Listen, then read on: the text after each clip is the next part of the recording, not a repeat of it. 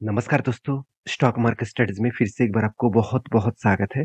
तो आज यहाँ पे मैं डिस्कशन करूँगा कुछ इंपॉर्टेंट कंपनी का अपडेट और उसके टेक्निकली चार्ट पैटर्न्स के बारे में।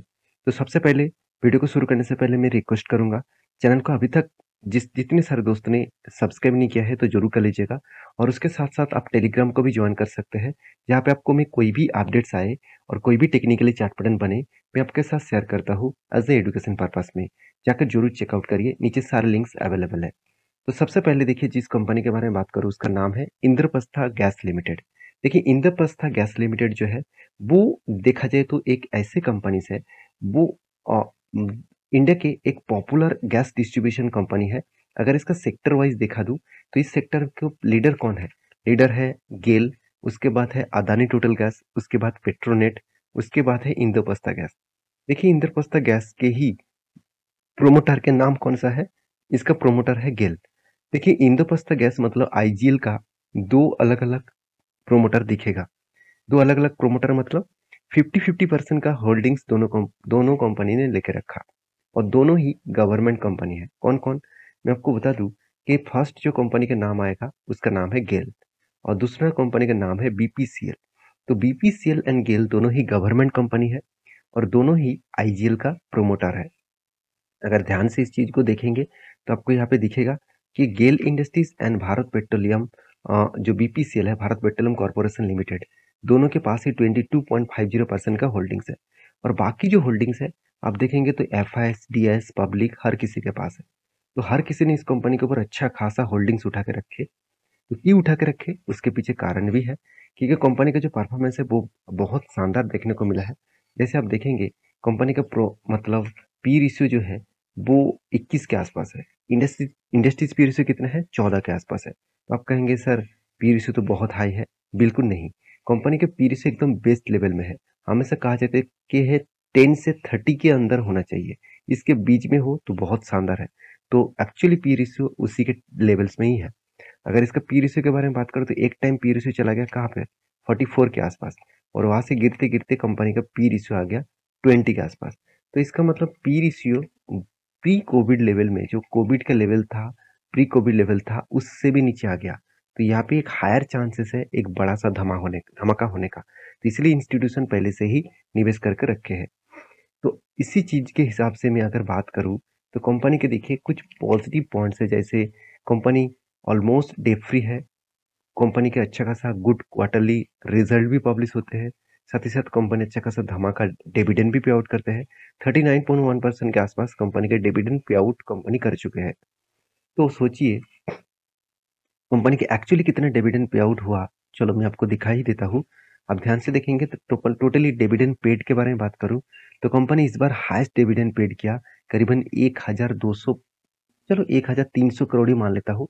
तो 1300 करोड़ के आसपास कंपनी डिविडेंड को यहाँ पे पेड किया। तो एक अच्छा खासा डिविडेंड यहाँ पे कंपनी पेड किया। साथ ही साथ कंपनी का फाइनेंशियल मतलब लाइबिलिटीज के बारे में बात करूँ तो कंपनी का लाइबिलिटीज कितना है, अभी देखेंगे तो 128 करोड़ के आसपास। तो कोई बात नहीं, कंपनी के पास देखिए कोई भी कर्जा नहीं है, कोई भी कर्जा। पहले तो जो कर्जा था उस कर्जे को कंपनी रीपेमेंट किया और आज तक कंपनी लास्ट 6 ईयर्स में कोई भी कर्जा नहीं लिया, 6 to 7 ईयर्स में कोई भी कर्जा नहीं लिया। उस बिना कर्जे के हिसाब से कंपनी चल रहा है। और अच्छी बात और भी एक है, वो क्या है, कंपनी के ऊपर एक चीज और देखेंगे तो आपको और भी अच्छा लगेगा। वो क्या है, वो है कंपनी का फिक्स एसेट। कंपनी का फिक्स एसेट के बारे में बात करूँ तो कंपनी का 1100 करोड़ के आसपास कंपनी फिक्स एसेट को इस बार परचेज किया, क्योंकि जितना फिक्स एसेट को परचेज करेंगे उतना ही ग्रोथ होगा। आपका मान के चलिए एक बिजनेस है, उस बिजनेस में आप बहुत सारे एसेट को परचेज कर रहे हैं और वो एसेट परचेज कर रहे हैं जो आपके लिए फ्यूचर में एक फायदे का सौदा होगा। तो वो एसेट अगर परचेज कर रहे हैं तो आपके लिए प्लस पॉइंट है। जैसे मान के चलिए आपने कोई गाड़ी खरीदारी की है, तो मतलब कोई कार खरीदारी की है, वो आपके लिए एसेट नहीं है, वो आपके लिए एक लाइबिलिटी है, क्योंकि उसका हर साल डिप्रिसिएशन घटता जाएगा और उसका कीमत कम होता जाएगा। अगर उसी गाड़ी को अगर आपने भाड़े पे दे दिया तो मतलब पर्सनल यूज भी कर रहे हैं, साथ ही साथ आप भाड़े पे भी दे रहे हैं, तो वो आपके लिए एक एसेट बन जाएगा, क्योंकि उस एसेट से आपको पैसा मिल रहा है। तो मेरे हिसाब से एसेट और लाइबिलिटीज को आपको समझना पड़ेगा और उस हिसाब से अगर मतलब आपको समझ में आ गया तो सब कुछ आपको आसानी में देखने को मिलेगा। तो कंपनी के फिक्स एसेट के बारे में बात करूँ, देखिए 5700 करोड़ और कंपनी का CWIP में 1400 करोड़ दिखा रहा है। इसका मतलब दोनों को एक साथ जोड़ेंगे तो कंपनी का नेक्स्ट ईयर में करीबन 7000 करोड़ का फिक्स एसेट देखने को मिलेगा। तो अच्छा खासा लेवल्स यहाँ पे कंपनी का ट्रेंड आपको देखने को मिला गया। तो रही बात इस कंपनी के अपडेट्स के बारे में, तो मैं कुछ पॉइंट्स आपके साथ शेयर करूंगा। जैसे आप देखेंगे तो इंद्रप्रस्थ गैस लिमिटेड के जो शेयर होल्डिंग पैटर्न्स है, उनमें से म्यूचुअल फंड वाले ने देखिए फरवरी मंथ, मार्च मंथ अच्छा खासा बाई किया, अप्रैल में छोटा मोटा स्टेक सेल किया, उसके बाद मई मंथ, जून मंथ और जुलाई मंथ, इस तीनों में ही कंपनी के ऊपर अच्छा खासा बाइंग देखने को मिला। तो यहाँ पे एक पॉइंट ऑफ व्यू से मैं एक चीज कहूँ कि कंपनीज के ऊपर फरवरी, जून, मार्च ये सारे मतलब डेटा के आधार के हिसाब से देखा जाए तो कंटिन्यूसली कंपनी क्या किया, खुद के स्टेक को परचेज किए। और उसी हिसाब से और एक पॉइंट्स मैं आपके साथ डिस्कस करूं कि कंपनीज के जो चार्ट पैटर्न्स बना तो वो कुछ इस तरीके से बना। तो मैंने आपको यहाँ पे मेंशन भी किया था चार्ट पैटर्न किस तरीके से बना है, ध्यान से देखना इस चीज को। तो यहाँ पे क्या बना था मैं एक बार आपको मेंशन कर दूं तो देखिए यहाँ पे क्या बना था, एक शोल्डर बना, उसके बाद एक बिग हेड बना, उसके बाद 2-3 बार शोल्डर बना। तो शोल्डर बनने के बाद यहाँ पे क्या किया, एक शानदार सा ब्रेकआउट हुआ।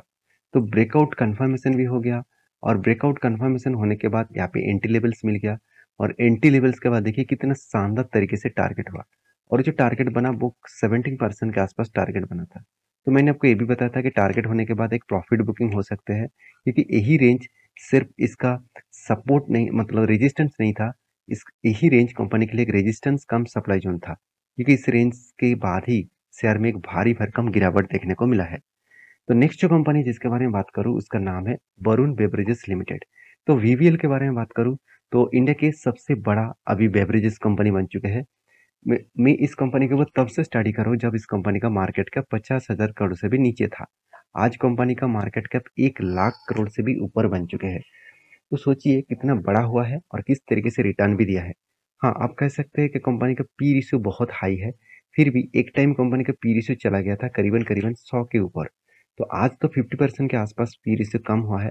उस हिसाब से देखा है तो कंपनी के इंडस्ट्रीज पी रेशियो से, सॉरी, कंपनी का 5 साल की पी रेशियो के एवरेज के हिसाब से दिखा दूँ तो कंपनी का पी रेशियो तो ठीक ठाक ही है। तो कंपनी के क्वार्टरली रिजल्ट के बारे में बात करूँ तो कंटिन्यूसली कंपनी क्या किया, यहाँ पे सेल्स को इंक्रीज किए। तो सेल्स को अच्छी तरीके से इंक्रीज किए, उसके हिसाब से कंपनी एक्सपेंस को भी मेंटेन्स किए और उस हिसाब से कंपनी का प्रॉफिट भी अच्छा खासा लेवल में दिखा। पिछले सालों को भी कंपनी बीट किया, पिछले क्वार्टर्स को भी बीट किया। जब हर दिशा पॉजिटिव में है तो उस कंपनी में कभी ना कभी तो अपटर्न आएगा। तो मैं टेक्निकली चार्ट पैटर्न में एक चीज दिखाऊंगा, ध्यान से देखना। मैं आपको कौन सा लेवल बताया था, उस लेवल को टच करने के बाद एक रिवर्सल हो सकते हैं। तो किस तरीके से वो रिवर्सल किया और किस तरीके से मैंने एंटी कौन सा लेवल में लिया वो मैं आपको दिखाऊंगा। वीडियो को कंटिन्यू करिए। तो यहाँ पे कंपनीज के 2 पॉइंट्स मुझे अच्छा लगा। वो 2 पॉइंट्स क्या है? पहली बात, कंपनी का फिक्स एसेट इस बार हाईएस्ट परचेज किया। आज तक की highest fix asset company purchase किए करीबन 1800 करोड़ के आसपास। तो यहाँ पे अच्छा खासा फिक्स एसेट को परचेज करने के बाद कंपनी के ऊपर जो कर्जा था, कंपनी का जो कर्जा था वो भी कंपनी ने क्या किया, मिटा दिया। तो कंपनी प्रॉफिट आप देखेंगे तो कोई भी प्रॉफिट फ्रॉम बोरिंग्स के बारे में बात करूँ तो कंपनी देखिए कर्जा भी लिया, उस हिसाब से कंपनी कर्जा भी अच्छी तरीके से पेमेंट्स भी किए। तो 2 कारण की वजह से यहाँ पे 2 प्लस पॉइंट यहाँ पे देखने को मिला है। और उसके साथ-साथ आप ये भी देखेंगे कि कंपनी का डिलीवरी का जो परसेंटेज है, लास्ट कुछ दिनों से कंपनी के ऊपर अच्छा खासा डिलीवरी देखने को मिला है। कंपनी का 22 अगस्त तक अगर देखेंगे डेटा, तो इस डेटा यही बता रहा है कि कंपनी के ऊपर 50%, 78%, 50% इस तरीके से कुछ डिलीवरी उठाया जा रहा है। इसका मतलब एक अच्छा खासा डिलीवरी उठाया जा रहा है। और डिलीवरी कब से उठाना उठाना स्टार्ट हुआ? आप देखेंगे तो 9 अगस्त, 10 अगस्त, 11 अगस्त में। अगर यही चीज़ आपको मैं डिटेल्स में दिखा दूँ, तो 9 अगस्त, 10 अगस्त कब था? आप ध्यान से देखेंगे तो देखिए इस जगह पे 9 अगस्त, 10 अगस्त, 11 अगस्त था, जहाँ पे अच्छा खासा डिलीवरी उठाया गया और डिलीवरी का वॉल्यूम भी अच्छा खासा था। और जब इस रेंज को वो रिटेस्ट किया, मैं मुझे तब भी एक अंदाजा लग गया कि मैं एक रेंज आपको बना के दिया था। मैं आपको ये भी बताया था कि कंपनी ऊपर जाने के बाद होल्ड कर रहे हैं, उसके बाद नीचे आया, नीचे को ब्रेक तो किया मगर उसको ब्रेक फेलियर नहीं हुआ, मतलब मतलब ब्रेक फेलियर हो गया, क्योंकि उसको नेक्स्ट कैंडल में ही बाइंग वॉल्यूम आ गया। इसका मतलब सेलर से कई गुना ज़्यादा बायर एक्टिव है। तो मैं आपको ये भी बताया था कि कोई भी रेंज को अगर डायरेक्टली जाकर ब्रेकआउट करते हैं तो कभी एंटी मत लेना। अगर यहाँ से बहुत ऊपर चला गया कोई बात नहीं, छोड़ देना उस ट्रेड को। तो आपको करना क्या है, आपको अभी इंतजार करना है। यहाँ पे जो ब्रेकआउट हुआ है उसको नीचे आने दीजिए, इस लेवल को रिट्रेसमेंट करने दीजिए। अगर उसके बाद कोई ग्रीन कैंडल दिखे और वो भी हाई वॉल्यूम के साथ, तो मैं जरूर इसके ऊपर एंट्री लूंगा। और मेरा टारगेट नेक्स्ट लेवल तक होगा, कहाँ पे होगा मैं जरूर आपके साथ मेंशन करूंगा। फिलहाल के लिए मैं चुपचाप बैठा हुआ हूँ, इसके इंतजार कर रहा हूँ, मौके का फायदे उठाने के लिए इंतजार कर रहा हूँ। तो आप भी कंटिन्यू करिए, मतलब इंतजार करिए, कोई भी मौका मिलेगा तो उसके ऊपर डिसीजन लेकर काम कर सकते हैं। नेक्स्ट जो कंपनी इसके बारे में बात करूँ, इसका नाम है यस बैंक। देखिए बहुत सारे लोग यही बोलते थे कि यस बैंक नो बैंक बन चुके हैं, मतलब इस कंपनी बर्बाद हो जाएगा। देखिए गवर्नमेंट कुछ अच्छी तरीके से इस बैंक को अलग अलग तरीके से ट्रीटमेंट किया, मतलब इस कंपनी टोटली बंद होने का कगार में था और गवर्नमेंट ने इसको हेल्प किया। किस तरीके से हेल्प किया वो आपको यहाँ पे दिखेगा। अगर डीएस के बारे में बात करूँ तो ध्यान से देखना, स्टेट बैंक ऑफ इंडिया को बोला गया कि आप इस कंपनी को हिस्सेदारी खरीदारी करिए। अगर आप हिस्सेदारी नहीं खरीदारी करेंगे तो इस बैंक खड़ा नहीं हो पाएंगे। तो स्टेट बैंक ऑफ इंडिया ने क्या किया, और स्टेट बैंक ऑफ इंडिया किसके है, गवर्नमेंट के है। तो उन्होंने क्या किया, 30% होल्डिंग्स को इंक्रीज किया, खुद के होल्डिंग्स का 30% होल्डिंग्स इंक्रीज किया। और उसके बाद आप देखेंगे तो कंपनी के ऊपर किस तरीके से जान आ गया। जो कंपनी पूरा के पूरा कोविड के टाइम में बर्बाद हो गया था, वन डिजीज में कंपनी का फिगर देखने को मिला था, उस कंपनी आज 17, 18, 20 रुपीज तक कंपनी परफॉर्मेंस कर रहा है। तो ये जो रिकवरी हुआ दो कारण की वजह से, एक तो मैनेजमेंट चेंज हुआ, दूसरी बात कंपनी के ऊपर बैंकिंग सेक्टर है। तो इकोनॉमिकली कोई भी कंट्रीज का अगर ग्रोथ होता है तो उस कंट्रीज में मरे हुए बैंक भी जिंदा हो जाता है। आज यूएस में दो लार्जेस्ट बड़े प्राइवेट बैंक कोलैप्स हो चुके थे और दोनों ही बैंक बंद हो गया मतलब अभी दूसरे कंपनी ने उसको एक्वायर किया, तो दोनों ही बैंक्स देखा जाए तो पूरा का पूरा बर्बाद हो गया। उसी तरीके से येस बैंक भी बर्बाद हो गया था, तो उसको गवर्नमेंट ने संभाल लिया। तो मेरे हिसाब से इस तरीके से बैंक के ऊपर अभी से फोकस रखना चाहिए मेरे हिसाब से, क्योंकि इसका मैनेजमेंट बहुत अच्छी तरीके से काम कर रहा है। क्योंकि इसका जो जो बीच में सेल्स बहुत कम हो गया था और एक्सपेंस ज़्यादा हो गया था, तो इस बार क्या हुआ, सेल्स देखिए कंटिन्यूसली कंपनी ने इंक्रीज करते जा रहे हैं। और मुझे दो पॉइंट्स बेस्ट लगा, जो दो पॉइंट्स आपको मैं दिखाऊंगा, ध्यान से इस चीज को समझना। कंपनी के ऊपर सेल्स कितना हुआ, प्रॉफिट कितना हुआ, वो तो आप देख ही सकते हैं।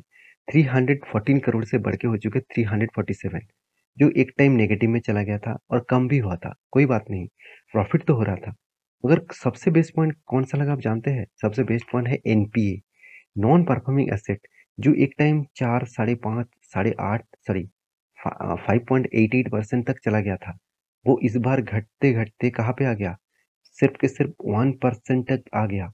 तो सोचिए 4.5 5.5% से घटते घटते 1% आ गया, तो सोचिए कितने अच्छी तरीके से मैनेजमेंट ने इस कंपनी को कंट्रोल किया। और इस कंट्रोल होने के कारण कंपनी के जो लॉसेस है वो धीरे धीरे करके रिकवरी होने का चांसेस है। और कंपनी का जो सेल्स प्रॉफिट डाउन था वो मेरे हिसाब से नेक्स्ट कुछ ईयर्स में आपको अच्छा खासा दिखेगा। तो फिलहाल के लिए इस कंपनी के वो देखिए, इन्वेस्टर एफआईडीएस ने अच्छा खासा होल्डिंग्स रखे, पब्लिक के पास भी होल्डिंग्स है, तो एक प्लस पॉइंट के हिसाब से देखा जा रहा है इस कंपनी को।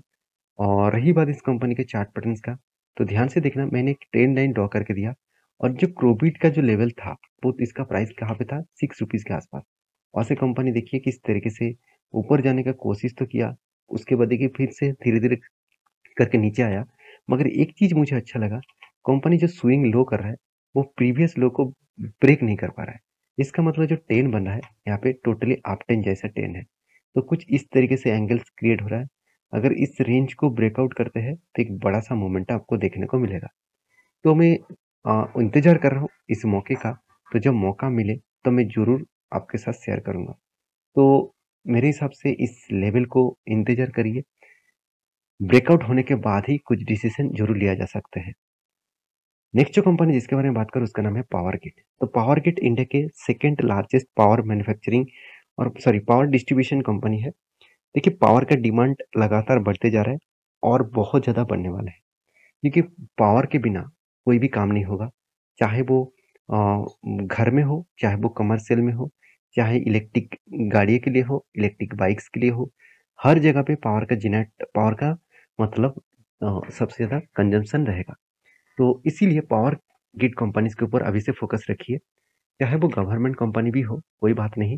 कंपनी में अच्छा खासा डिविडेंड कंपनी देते रहते हैं।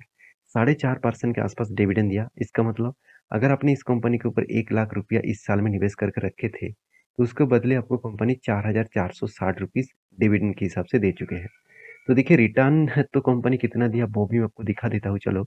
कंपनी आपको अच्छा खासा रिटर्न भी दिया, 13-12% का रिटर्न भी कंपनी दिया और सारी चीज़ होने के बाद कंपनी एक अनाउंसमेंट भी किया, वो है बोनस का।